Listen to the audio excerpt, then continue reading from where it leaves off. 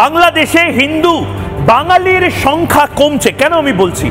এই যে 41 সালে 28%, আমি পরপর সালগুলো দিয়ে দিতে বলবো, 41, 45, 70, 80, দেখুন কিভাবে ক্রমান্বয়ে 1961 সালে কমে দাঁড়াচ্ছে 18.5, 24 থেকে 18.5। ভাবুন এই হিন্দুরা কোথায় গেল? কেউ মারা গেল, কাউকে খুন করে দেওয়া হলো, কাউকে ধর্মান্তরিত করে দেওয়া হলো।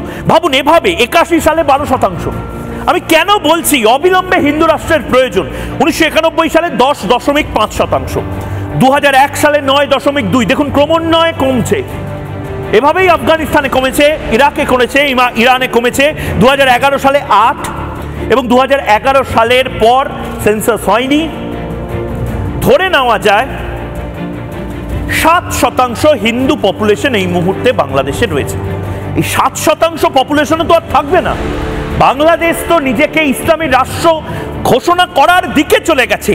এদেরকে কে বাঁচাবে? এই 7% বা 8% পপুলেশন, এদের জন্য প্রয়োজন হিন্দু রাষ্ট্র, এদের জন্য প্রয়োজন হিন্দু মেজরিটি অঞ্চল।